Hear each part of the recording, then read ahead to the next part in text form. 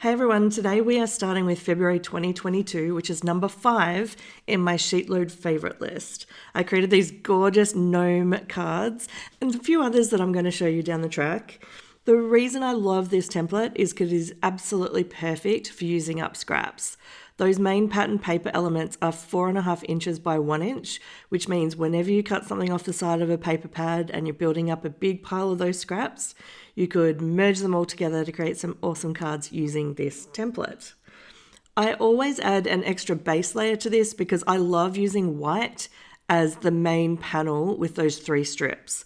So you'll always see me, like in this video, putting the white card base, the grey backing panel, and then the element with the pattern paper on top of it.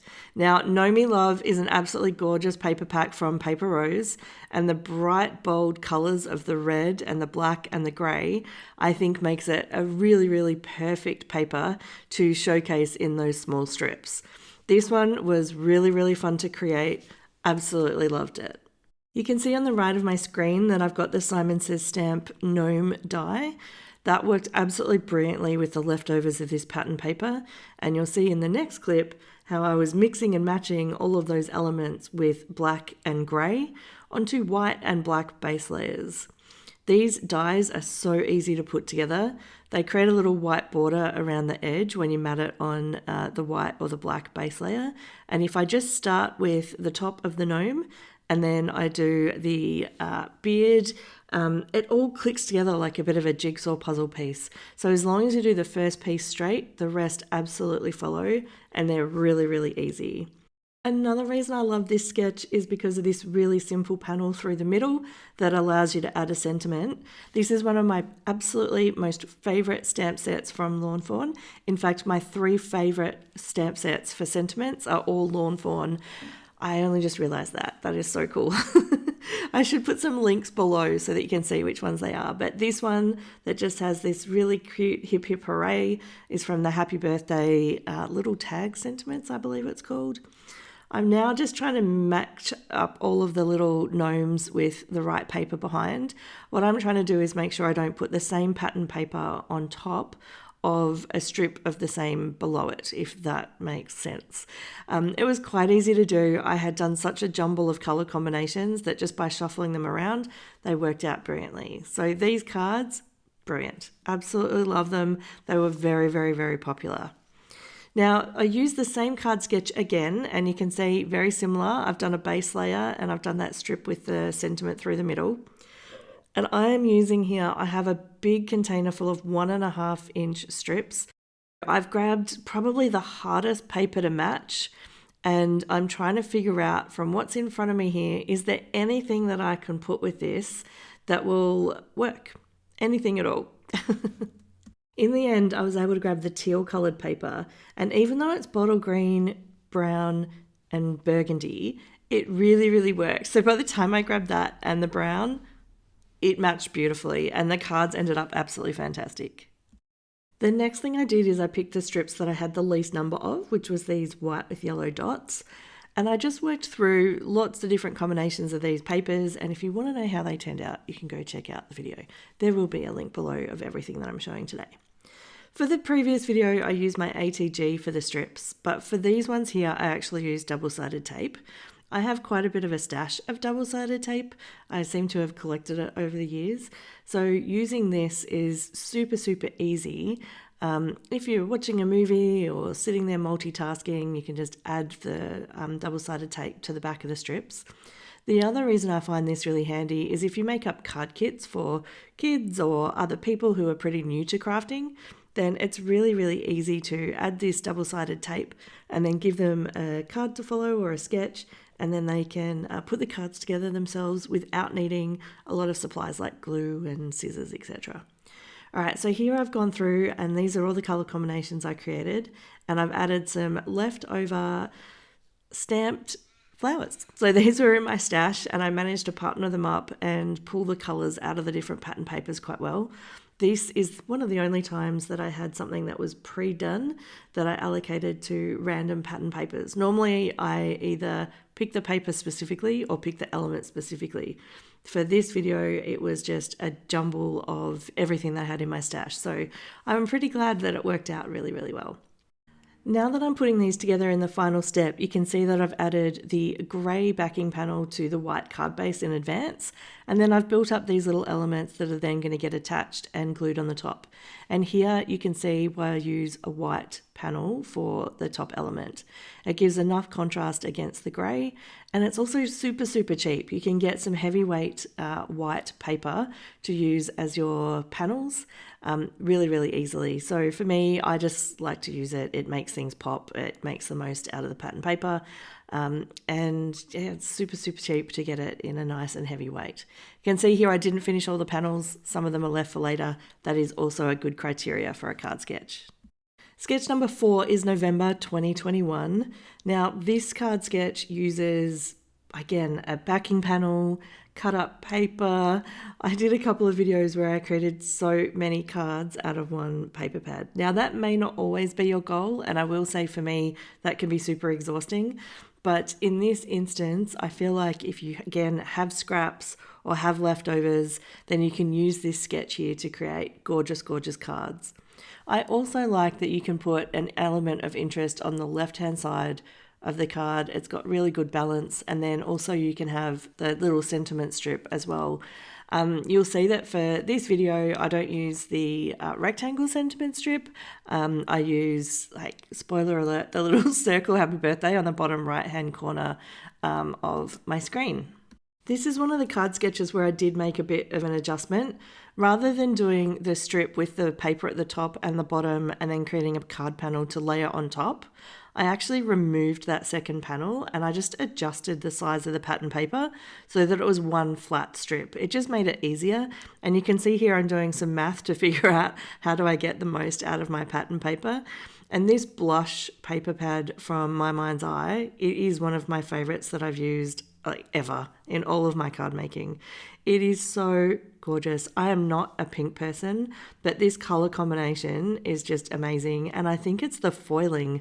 There's a lot of foiling on this paper pad, and most of it's in rose gold, which is just so pretty in real life. It was really, really easy to create these cards and not feel like I had to add a ton of extra interest on top. The paper really did do all of the work. It's also brilliant for bulk card making. So if you're trying to create, maybe you're trying to create things like invitations, or even maybe Christmas cards if you picked the right pattern paper for this.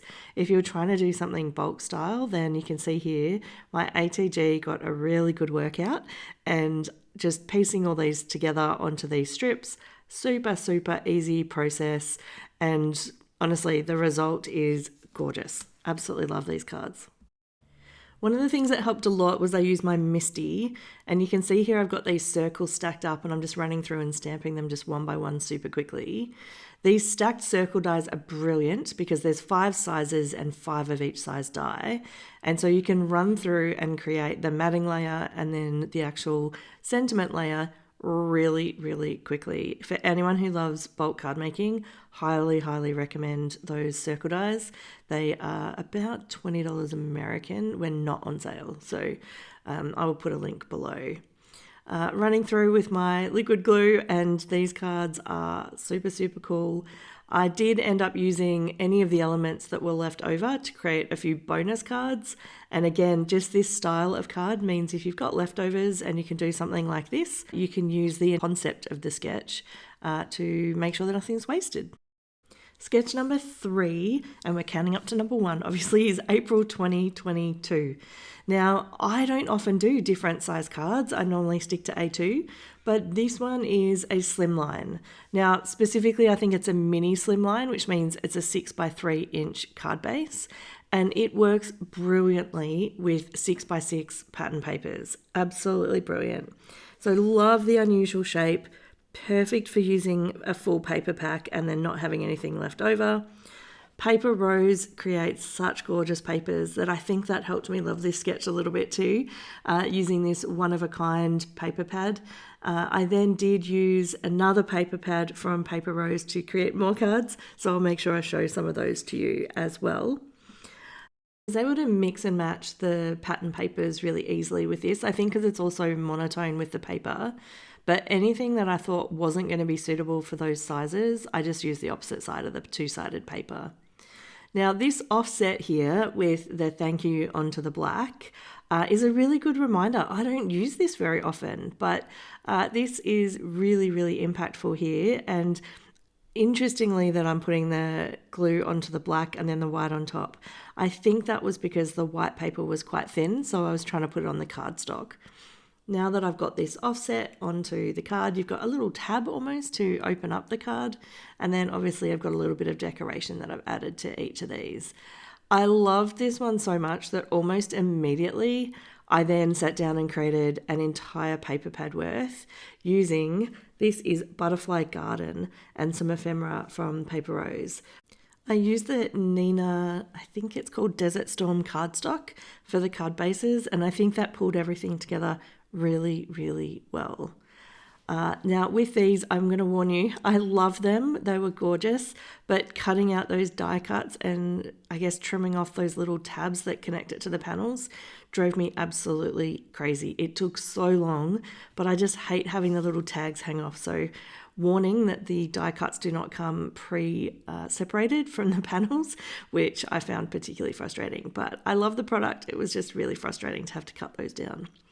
Now I did run through with these and do it again bulk style, and I just picked the side of the paper that I thought would work for this size element on a card. And you can see here that some of the pattern papers that had, I guess, not a consistent pattern across the whole sheet still worked absolutely perfectly for this process. So there was absolutely no trouble with using up everything. And even the butterflies that were on the little small strips on the inside of the card with it being trimmed shorter, even those looked absolutely perfect as well.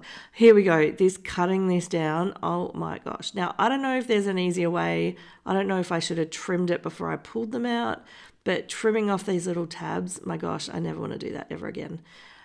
So here are the cards. I've decorated them using not only the ephemera, but a bunch of things left on my desk. So any dies, you can see some stacked thanks dies. That's a lawn form one, I think. There's lots of different birthday wishes on different shapes, so circles and rectangles.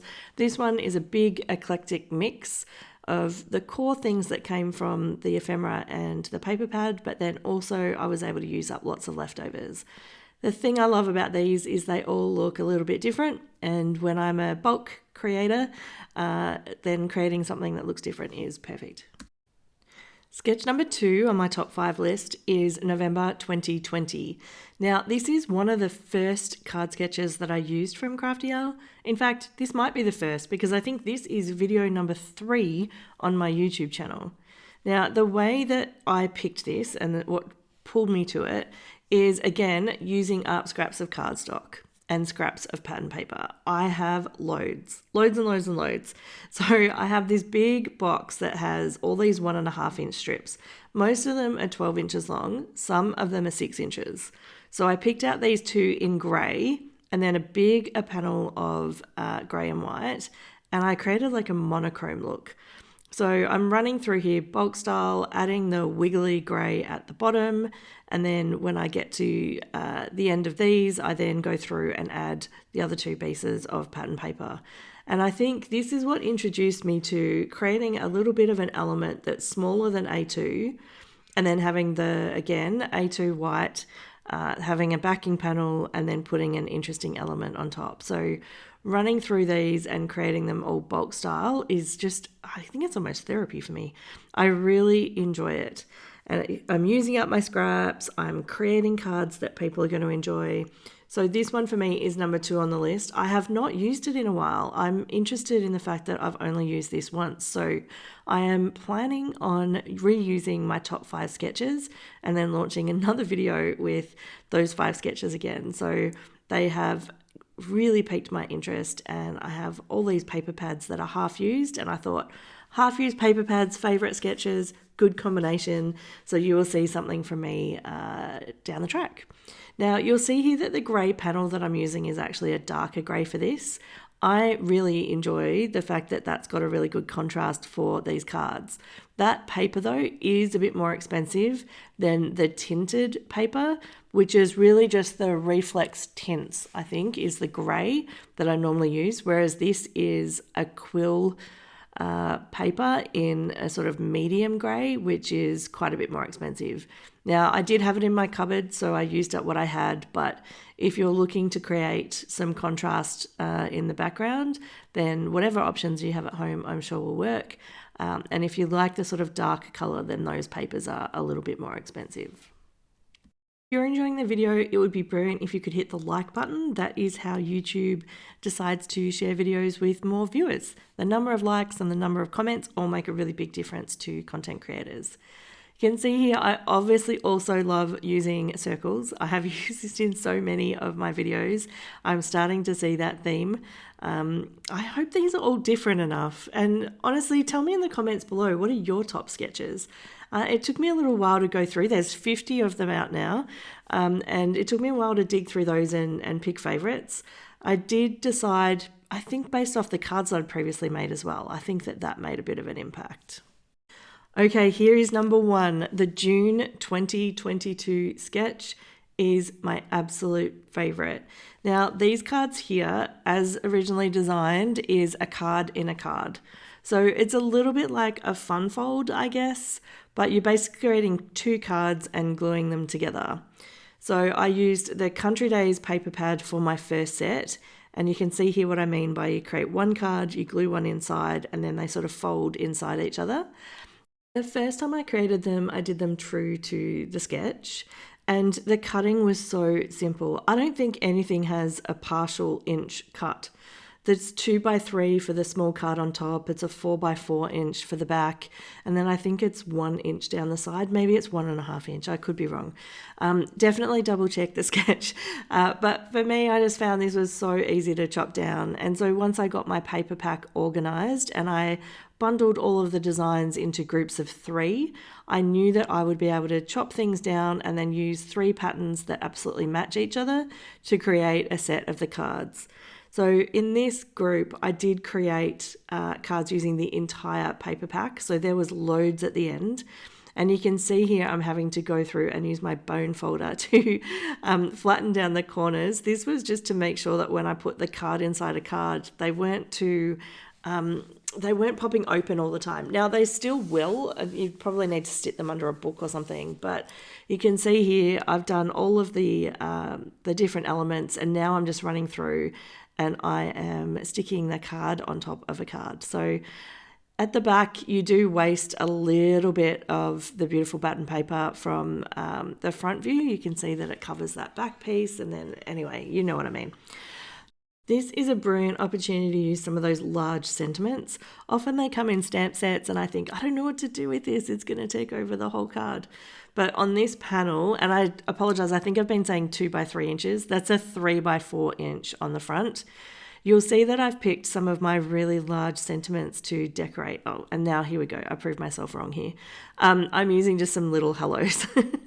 So whatever you have is going to work brilliantly.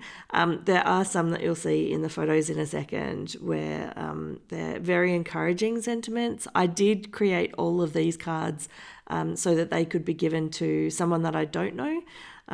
To a stranger, and they're kind of encouraging cards. So I will donate these ones to charity, I believe. In fact, I already have because I created these ages ago. Now you'll start to see where I used the ones that were bigger. So here we go. You are amazing.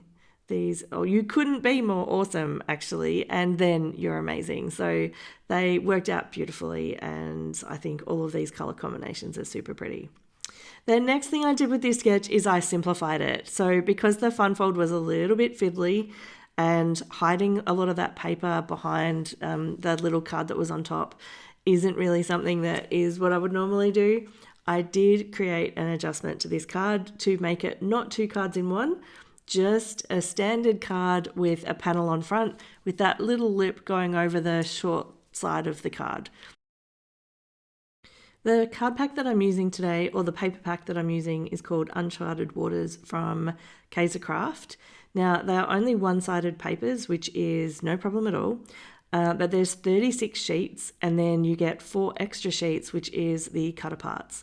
Now, if you are a bulk card maker, that can pose a bit of a challenge because you create so many cards. It's great because the price point is brilliant, but my gosh, I did feel like I had my hands full when I went through and created all of these cards to finish off that paper pack.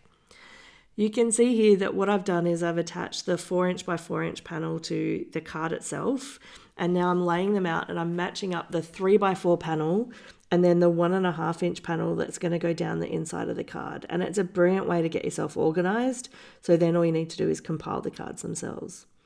I love these little boats. These little boats are from clearly Besotted and they are retired. I'm sure that there are many stamp sets out there with little boats. So if you love the nautical theme, you could recreate them for sure. But here I'm using my MISTI to stamp out 4 of the boats together. And then I'm using my little dies to cut a template that is perfectly aligned to where those stamps are on my MISTI door. And then once I've cut all of those out with my die cut machine, I'll be able to put these white blanks straight back into the gap. And then I'll be able to continue stamping with whatever colors match my project. So I pre-picked my ink pads so that they match to the pattern paper.